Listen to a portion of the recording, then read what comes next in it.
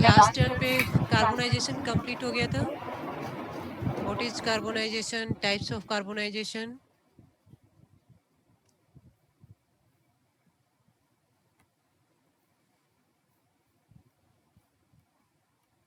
Carbonisation का क्या meaning बताया था? The process of converting coal into coke is known as carbonization. कितने टाइप का था carbonization? Low temperature carbonization and high temperature carbonisation. ठीक है, ये लिखवा दिया था शायद आप लोगों को. लो टेम्परेचर कार्बोनाइजेशन कितने टेम्परेचर पे करवाया जाता है? 500 to 700. And high temperature carbonization कितना टेम्परेचर लिखवाया था? 900 टू 1200 डिग्री सेल्सियस. ठीक है, हो गया था यहाँ तक कंप्लीट.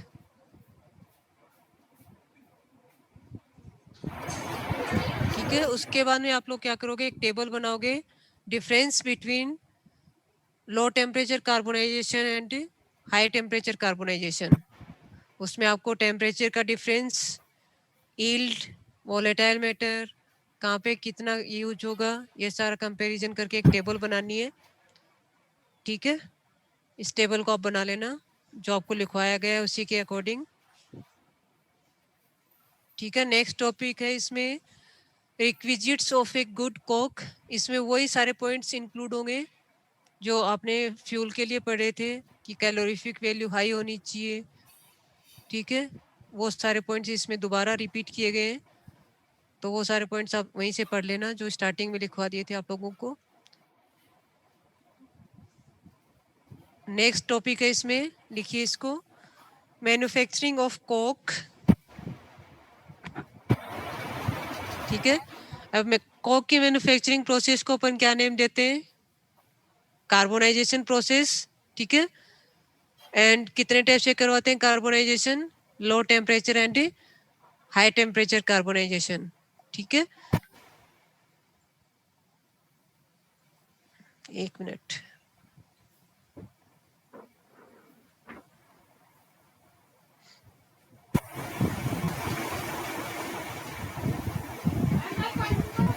अब इंडस्ट्रियल लेवल पे कोक की मैन्युफैक्चरिंग के लिए दो प्रोसेस यूज करते हैं, bee hive oven method and second Otto Hoffmann by product coke oven method.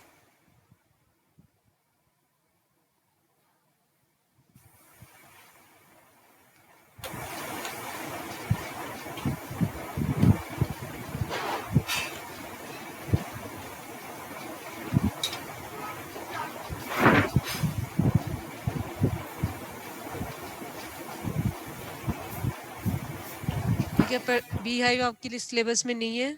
Second जो मेथड है ऑटोफमैन, ये आपके सिलेबस में है. इसको देखिए स्टार्टिंग से. लक्ष्य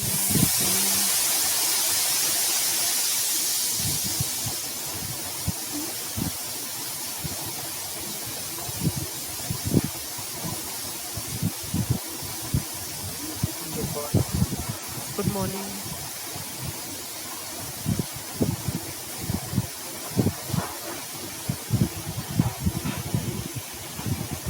एक मिनट, ये कुछ लेट आए, इनको एंटर करवा लेते हैं.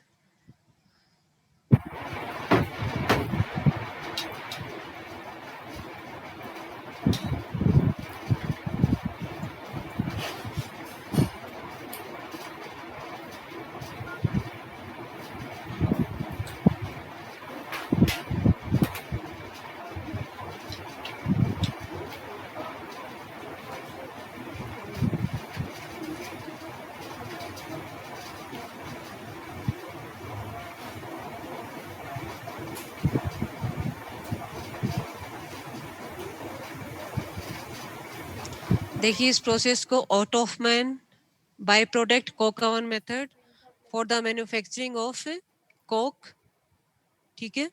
अब इसमें ऑटोफमैन इस मेथड को डिस्कवर किया है एंड बाय प्रोडक्ट्स को इसमें रिकवर कर सकते हैं, रीयूज कर सकते हैं, इसलिए कंप्लीट प्रोसेस का नेम है Otto Hoffmann by product coke oven method, ठीक है।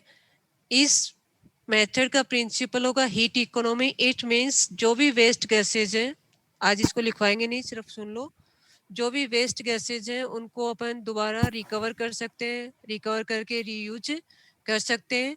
एंड ये जो रिकवर करने का प्रोसेस है, ये इस मेथड का मेन एडवांटेज है।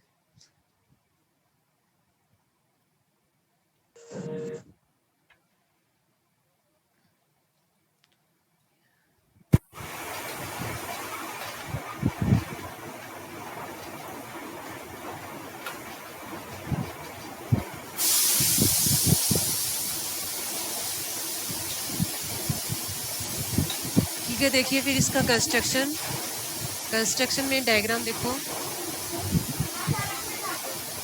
ये इसमें आपको डायग्राम बनाना है, ठीक है। इसमें जो अवन यूज हो रहा है उसके अंदर क्या होंगे, सिलिका चेम्बर्स। डायग्राम को अच्छे से देख लेना, ये सिलिका चेम्बर्स है, first silica chamber, second silica chamber, third silica chamber, fourth silica chamber. इस टाइप से इसमें सिलिका चेम्बर्स प्रेजेंट होंगे, ठीक है, अवन में। इस सिलिका चेम्बर्स में क्या होगी, 2 ओपनिंग्स होंगी। ये फर्स्ट अपर ओपनिंग यहाँ पे, ठीक है, यहाँ सब सिलिका चेम्बर्स में होगी। एंड सेकंड ओपनिंग होगी side opening for coke discharge and for the removal of waste gases, ठीक है। ये इसकी कंस्ट्रक्शन है, ये इसमें लिखा हुआ है कि नैरो सिलिका चेम्बर्स प्रेजेंट होंगी, ये हाइट वाइट, ठीक है। उसके बाद में 2 ओपनिंग्स होंगी, 1 for Coke charge, second for coke discharge. Construction के बाद में इसकी वर्किंग देखिए डायग्राम में, फिर आप लाइंस को पढ़ लेना, ठीक है। अब स्टार्टिंग में देखिए कि जो सिलिका चेम्बर है, इसमें जो अपर ओपनिंग है उसमें क्या करना है, कोल को चार्ज करना है, ठीक है। चार्ज करने के बाद में क्या करना है आपको, टेम्परेचर इंक्रीज करने के लिए स्टार्टिंग में क्या यूज करेंगे, प्रोड्यूसर गैस, ठीक है। प्रोड्यूसर गैस की एंट्री के बाद में अपने को टेम्परेचर मेंटेन करना है अबाउट 1200 डिग्री सेल्सियस, ठीक है। इट मीन्स ये कौन सी टाइप का कार्बोनाइजेशन होगा, हाई टेम्परेचर कार्बोनाइजेशन, ठीक है। अब इतने टेम्परेचर पे क्या होगा, जो कोल चार्ज किया गया है वो किस में कन्वर्ट हो जाएगा, कोक में कन्वर्ट हो जाएगा, ठीक है। एंड कोक में कन्वर्जन के बाद में क्या करेंगे अपन, ये स्विच ऑफ कर देंगे, प्रोड्यूसर गैस की सप्लाई को बंद कर देंगे, ठीक है। And after this carbonisation process जो कोल कोक में कन्वर्ट हो चुका है, ये कन्वर्जन प्रोसेस के बाद में क्या करना है अपने को, इस सिलिका चेम्बर में क्वेंचिंग प्रोसेस करना है, यानी कूलिंग प्रोसेस करना है, कूल करना है, ठीक है।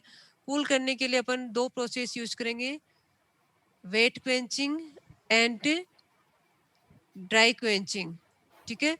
वेट क्वेंचिंग में क्या करना होगा, वाटर स्प्रे करेंगे, ठीक है। एंड ड्राई क्वेंचिंग में क्या यूज करेंगे, इनर्ट गैसेज यूज करेंगे। एंड कोक को कूल करने के बाद क्या करेंगे अपन, ये साइड जो ओपनिंग है यहाँ से उसको रिमूव कर लेंगे,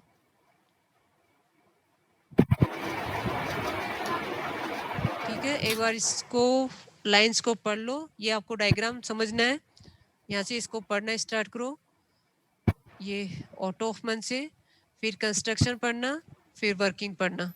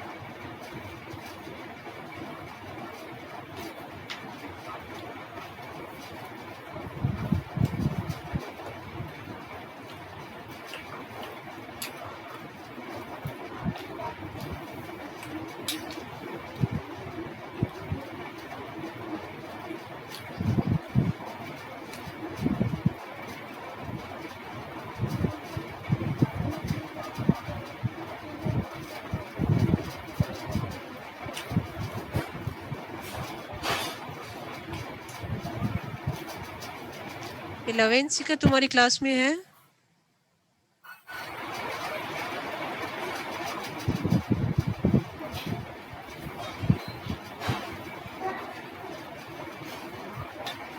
हाँ नफीस।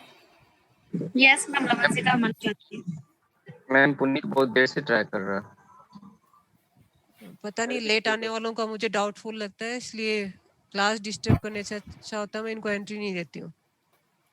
ये मैम अपने क्लास कल भी ऐसा हो गया था बेटा। कल पीयूष के साथ ऐसा हो गया कि क्लास में एंट्री नहीं कर पाया, इसलिए टाइम पे जो आएगा उसी को एंट्री मिलेगी।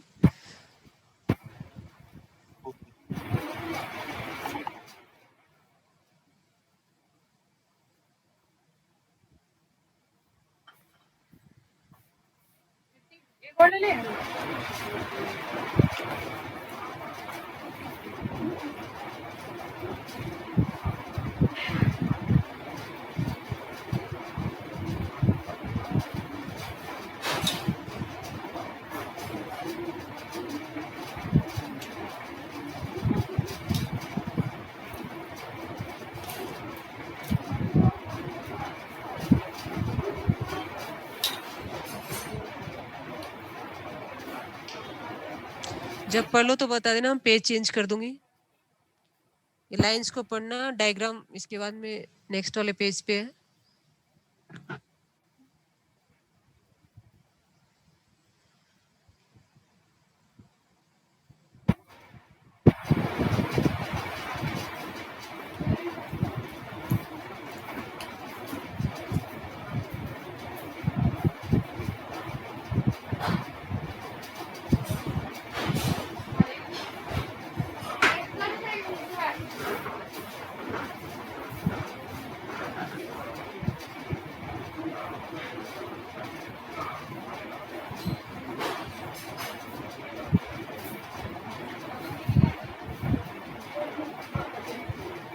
हाँ नैन बोलिए।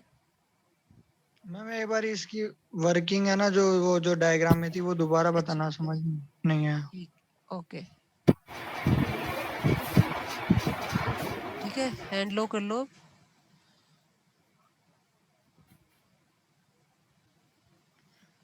पीयूष तुम्हें कुछ बोलना है?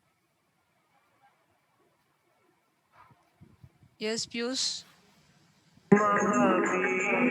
अच्छा दोबारा आ गया क्या? इसके साथ तो कुछ है इश्यू। देखिए इसमें मुझे लग रहा है इसको परमानेंट ही रिमूव कर देते हैं।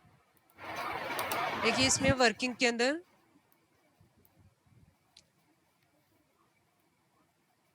यहाँ से देखिए, इसकी कंस्ट्रक्शन तो आप लोगों ने देख ली होगी। इसमें क्या होंगे, सिलिका चेम्बर्स है, ठीक है। एक मिनट रुको बेटा।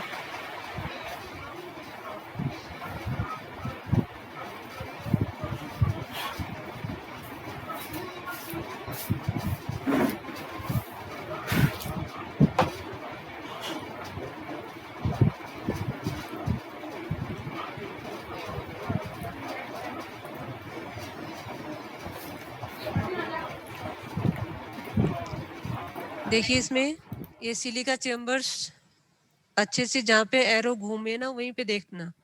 ये क्या है, सिलिका चेम्बर्स है, ठीक है। इस टाइप से खूब सारे इसमें सिलिका चेम्बर्स होंगे, ठीक है। अब सिलिका चेम्बर्स में बीच में क्या है, एंट्री स्पेस है, गैस को सर्कुलेट होने के लिए, टेम्परेचर को इंक्रीज करने के लिए। मैंक हैंड लो कर लो एक बार, जब मैं अनम्यूट करूँ तब बोलना। उसके बाद में देखिए कि सिलिका चेम्बर्स में क्या होंगी, 2 ओपनिंग्स होंगी। ये फर्स्ट ओपनिंग, अपर ओपनिंग सबके अंदर होगी। इसलिए इसका क्या यूज होगा, कोल को चार्ज करने के लिए, ठीक है। एंड ये देखिए यहाँ पे आपको पाइप दिख रही है, ये क्या होगी, साइड ओपनिंग, जो कोक बन गया है या फिर जो वेस्ट गैसेज है उनको रिमूव करने के लिए या फिर कोक को डिस्चार्ज करने के लिए। अब कंस्ट्रक्शन के बाद में देखिए इसकी वर्किंग कि जो अपर ओपनिंग है यहाँ पे, इसमें से क्या करेंगे अपन, कोयले को चार्ज करेंगे, ठीक है, सब सिलिका चेम्बर्स में, यानी फिल करेंगे। फिल करने के बाद क्या करेंगे अपन, by the use of producer gas अपन टेम्परेचर को इंक्रीज करेंगे। कितना टेम्परेचर? लगभग 1200 डिग्री सेल्सियस। ठीक है, इतने टेम्परेचर पे क्या होगा कि जो कोल आपने चार्ज किया था सिलिका चेम्बर्स में, वो किस में कन्वर्ट हो जाएगा? कोक में कन्वर्ट हो जाएगा। ठीक है, कोक में कन्वर्ट यानी इस प्रोसेस में लगभग टाइम लगेगा 11 टू 18 आवर्स। इतने टाइम में क्या होगा कि जो कोयला आपने चार्ज किया था, फिल किया था, वो किस में कन्वर्ट हो जाएगा? Desire product, that is coke. ठीक है, अब इसमें कितना टेम्परेचर चल रहा है अभी इस प्रोसेस में? लगभग 1200 डिग्री सेल्सियस। ठीक है, अब क्या करेंगे अपन? उस कोक को क्या करेंगे? कूल करेंगे। कूल करने की प्रोसेस है, उसको अपन नेम देते हैं यहाँ पे क्वेंचिंग प्रोसेस। ठीक है, क्वेंचिंग के लिए अपन दो मेथड्स यूज कर सकते हैं by the use of water. उसको अपन नेम देंगे wet quenching, and second dry quenching, जिसमें इनर्ट गैसेज यूज करेंगे। वो सब सिलिका चेम्बर्स में अपन यूज कर सकते हैं। ठीक है, क्वेंचिंग के बाद में क्या होगा? टेम्परेचर कोक का क्या हो गया है? कम हो गया। अब क्या करेंगे अपन? इस कोक को, ये जो साइड ओपनिंग थी वहां से उसको डिस्चार्ज कर लेंगे। ठीक है, एक बार डायग्राम दिख रहा है आपको, यहाँ से इसकी वर्किंग पढ़ लो। और इसमें मेन एडवांटेज ये है कि इकोनॉमिक मेथड है, regenerative principle of heat economy. It means कि जो भी वेस्ट गैसेज है उनको, जैसे यहाँ पे जो वेस्ट गैसेज जा रही है ना यहाँ पे साइड ओपनिंग से, उसको रिकवर किया, और रिकवर करने के बाद में जो प्रोड्यूसर गैस है उसकी जगह अपन वेस्ट गैसेज यूज कर सकते हैं to increase the temperature, that is 1200 degree Celsius. तो इससे क्या होगा? कॉस्ट कम पड़ेगी जो कोक अपन बना रहे हैं उसके लिए। यानी एक बार ही आपको फ्रेश गैस यूज करनी है, प्रोड्यूसर गैस। उसके बाद में सेकंड स्लॉट में तो अपन क्या यूज कर सकते हैं? Waste gases. अब एक बार दोबारा पढ़ लो इसको यहाँ पे वर्किंग से।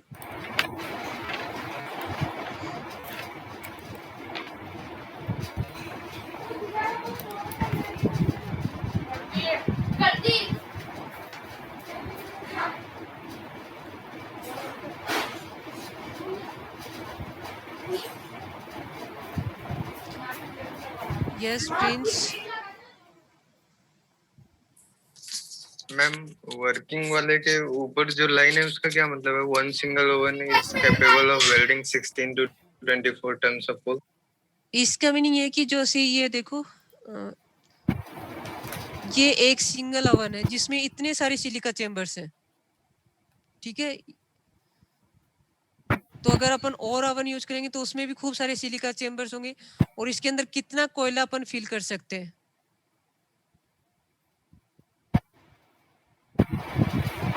One single oven is capable of welding, और इतना इसके अंदर कोल को अपन चार्ज कर सकते हैं एट ए टाइम। ठीक, हाँ बोलिए प्रिंस, दोबारा कुछ पूछना है?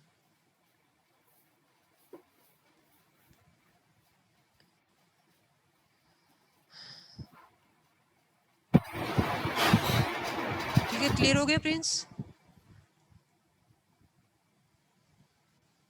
हाँ बोलिए प्रिंस। मैम, वेल्डिंग जो आयरन का होता है वो वाला वेल्डिंग है क्या? नहीं, वैसे वाले वेल्डिंग नहीं, जैसे अपन मतलब एट ए टाइम उस जो ओवन है उसके अंदर मतलब कितना चार्ज ले सकते हैं, कितना कोल को इंट्रोड्यूस कर सकते हैं, उसको उसके लिए लिखा गया आइटम। जैसे अपन ये देखो इसमें, एक मिनट, यहाँ पे देखो ये लिखा है ना,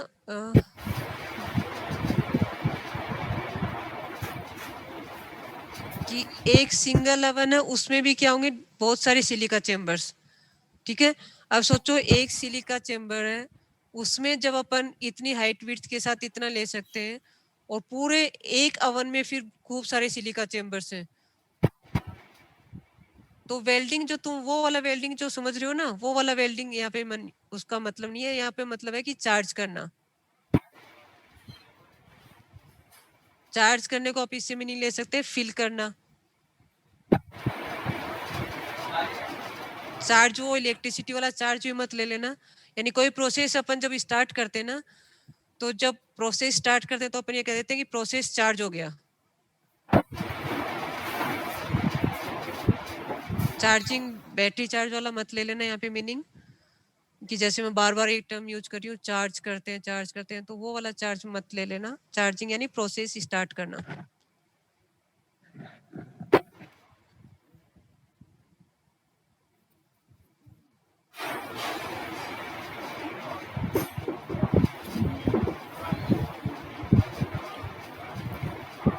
मयंक कुमार, नितिन,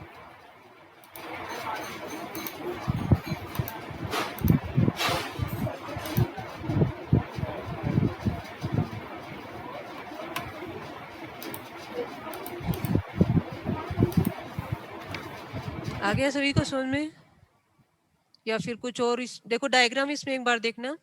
डायग्राम 3 आपको डायग्राम दिख रहे हैं, लेकिन आपको बनाना कौन सा वाला है? ये वाला डायग्राम जिसमें कंप्लीट अच्छे से क्लेरिफाई किया हुआ है सब कुछ। ये वाला आपको डायग्राम बनाना है।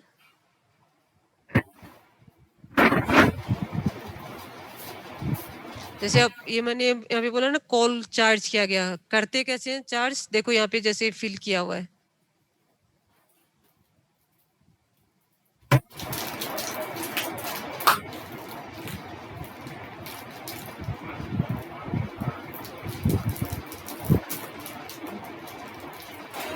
पढ़ लिया? सेकंड स्टार्ट कर दो इसमें। नेक्स्ट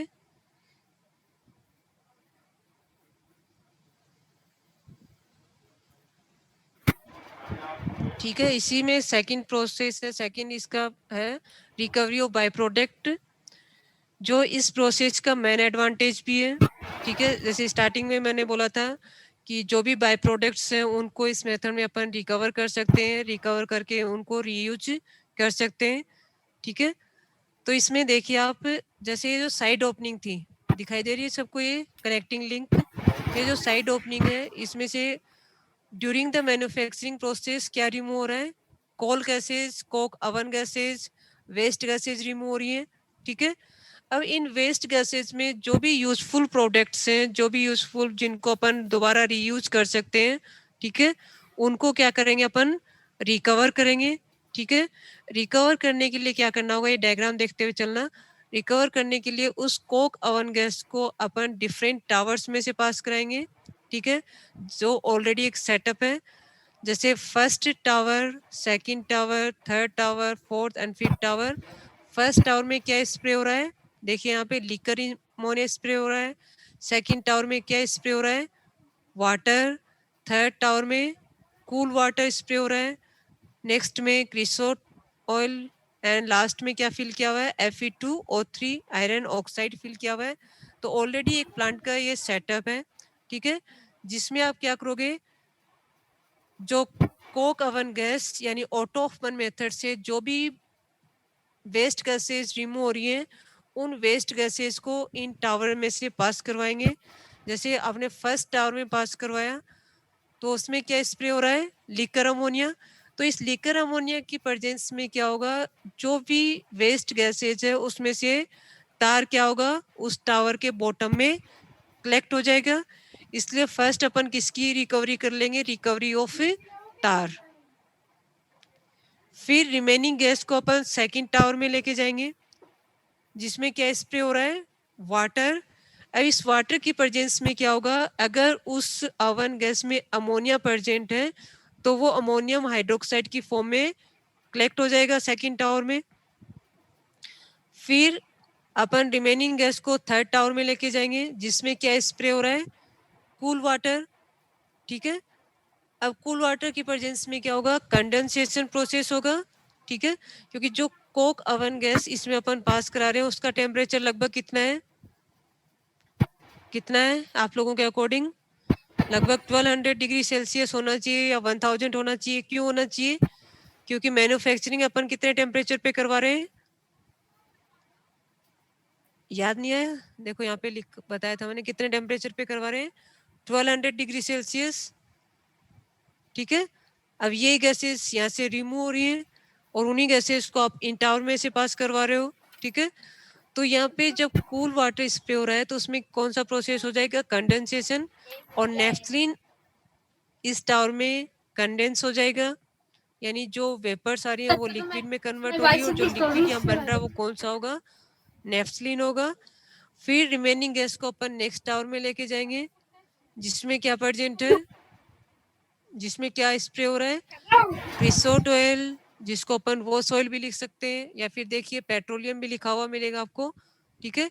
इसकी प्रेजेंस में क्या होगा, benzene and its higher homologous या उसके जितने भी होमोलोगस लाइक टोलुइन, जाइलिन, ये सब क्या होंगे इस टावर में रिकवर हो जाएंगे, ठीक है। फिर जो लास्ट टावर है उसमें क्या फिल किया हुआ है, Fe2O3, रिमेनिंग गैस को अपन इसमें पास करवाएंगे, ठीक है।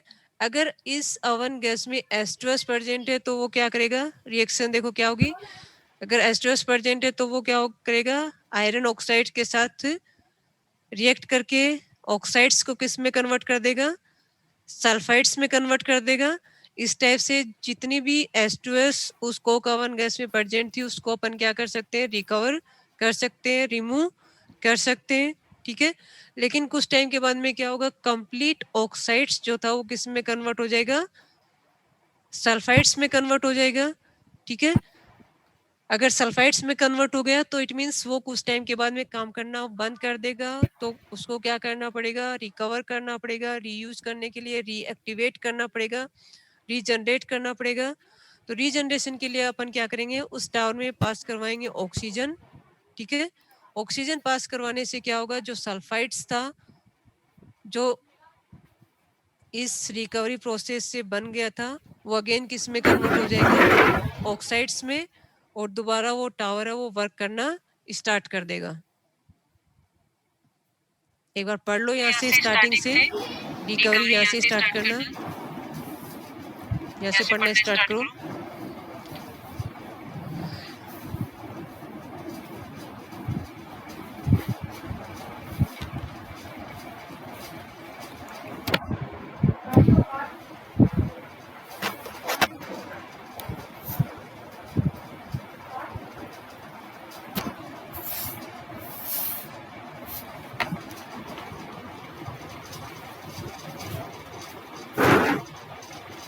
इस सारे चैप्टर में सारे डायग्राम के साथ समझने वाले टॉपिक्स हैं। अब आगे जितनी भी मैन्युफैक्चरिंग प्रोसेस आएंगी, अब सॉलिड फ्यूल चल रहा है, उसके बाद में लिक्विड फ्यूल में भी उसकी मैन्युफैक्चरिंग प्रोसेस, पेट्रोल की मैन्युफैक्चरिंग प्रोसेस,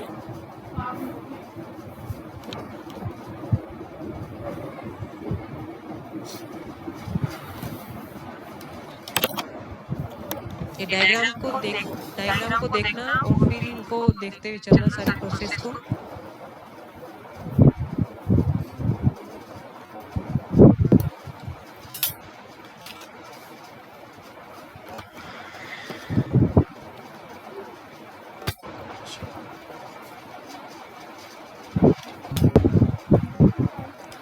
हाँ प्रिंस बोलो। मैम ये टिम्बर क्या है? पे लिखा हुआ है।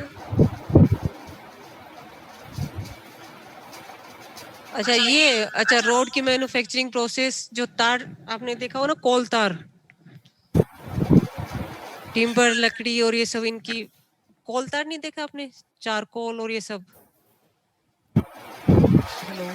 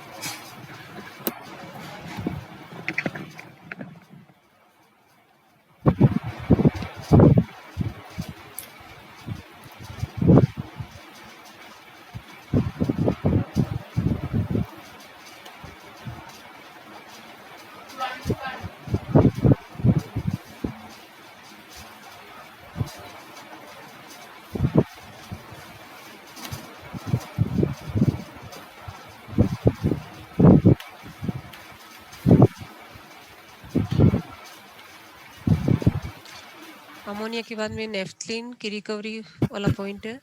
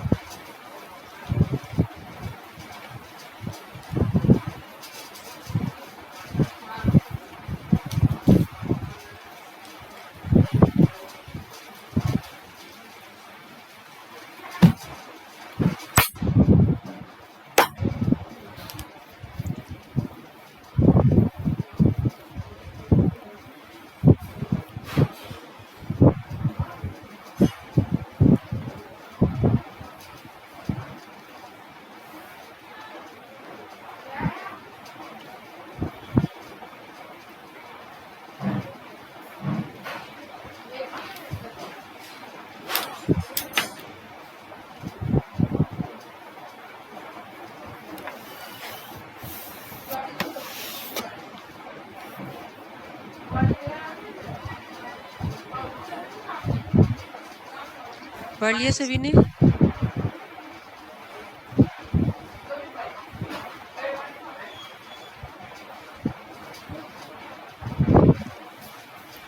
इसमें जो क्वेश्चन होगा वो पार्ट सी वाला क्वेश्चन होगा, कंप्लीट एक्सप्लेन या फिर describe Otto Hoffmann by product recover method. तो उसमें आपको स्टार्ट यहाँ से करना है,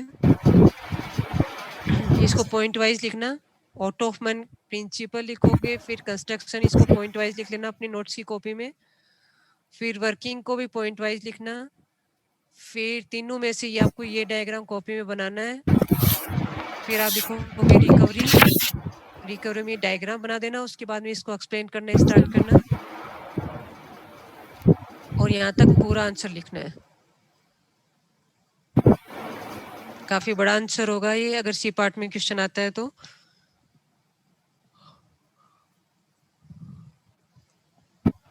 याद करने में बड़ा दिख रहा है शायद, ये ना?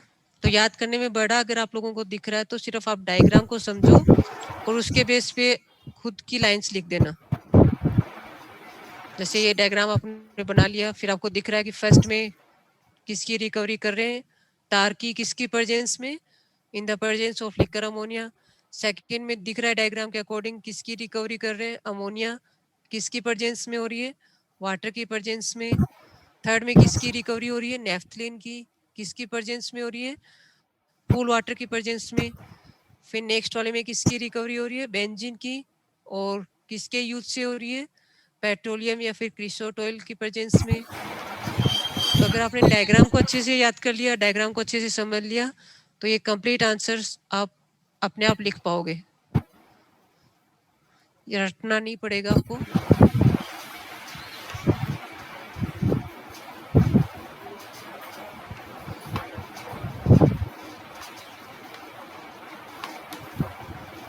ये आज मैं आपको नोट्स सेंड कर दूंगी। सॉलिड फ्यूल यहाँ पे उसकी मैन्युफैक्चरिंग प्रोसेस के साथ कंप्लीट हो गया है। उसमें कार्बोनाइजेशन तक आपने लिख लिया था, कल आपको लिखवा दिया था, इसको आज लिखवाया नहीं है।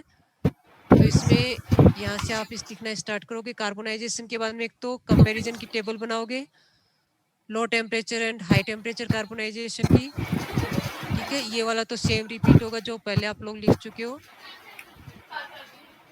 फिर ये ऑटोफमैन आप लिख अपनी कॉपी में लिखना, पूरा पैराग्राफ में मत लिखना, दोबारा मैं बोल रही हूँ, और इसको लास्ट तक उतार लेना। लिख लोगे इसको, संडे आपके पास से एक दिन की छुट्टी है, इसको लिख लेना नोट्स की कॉपी में, यहाँ तक इसको कंप्लीट कर लेना। कुछ अगर इसमें नहीं समझ में आ रहा हो तो अभी भी आपके पास टाइम है। अभी ऐसा लग रहा है कि अभी नहीं पता लग रहा, तो उस मंडे को पढ़ के आओगे इसको यहाँ तक। उसके बाद में लिक्विड फ्यूल स्टार्ट करेंगे, कार्बोनाइजेशन, या फिर यहाँ तक कुछ अगर आपको पूछना हो तो पूछ लो।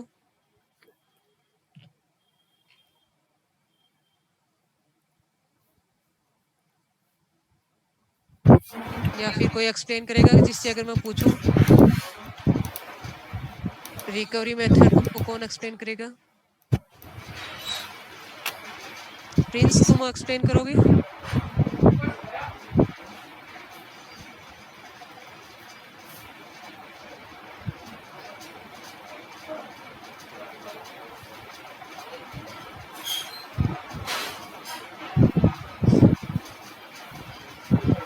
प्रणव नहीं है आज क्लास में? प्रणव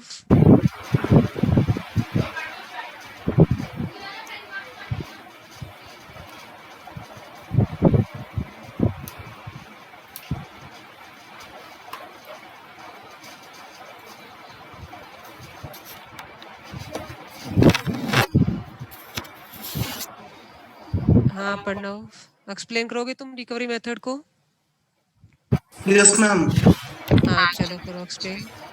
मैम रिकवरी मेथड में क्या होता है कि जो भी मैम जो साइड में जो मैम वो पाइप बनी होती है जिसमें सारी वेस्ट गैसेस या जो कोक ओवन गैसेस है उनको प्लांट होता है जो जिसमें कई सारे टॉवर्स का सेटअप होता है उसमें से हम पास करते हैं। तो उसमें कई सारे प्रोडक्ट्स की रिकवरी होती है। जैसे पहला एक प्रोडक्ट आता है टार, तो उसके लिए जो हमारे पास जो वेस्ट गैसेस हैं उनको हम एक टॉवर से पास करते हैं जिसमें हम लिक्विड जो है वो लिक्विड अमोनिया का स्प्रे करते हैं। तो उसमें अगर क्या कहते हैं अगर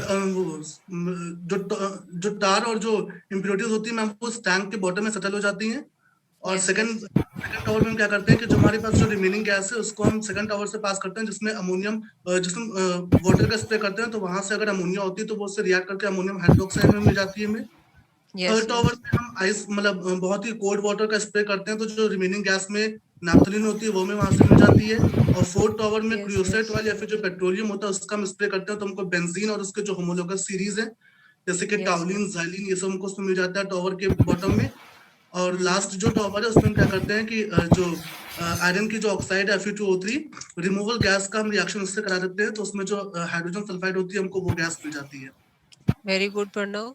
अब आगे से ऐसे ही डायग्राम के साथ एक्सप्लेन करने वाले टॉपिक्स चलेंगे तो सब लोग ऐसे ही जैसे आज प्रणव ने एक्सप्लेन किया वैसे ही सब लोग रेडी रहेंगे। ठीक है, इसको पढ़ के आना मंडे को। यहाँ तक नोट्स में लिख भी लेना, डायग्राम अच्छे से बना लेना। अभी सेंड कर दूंगी मैं ये PDF।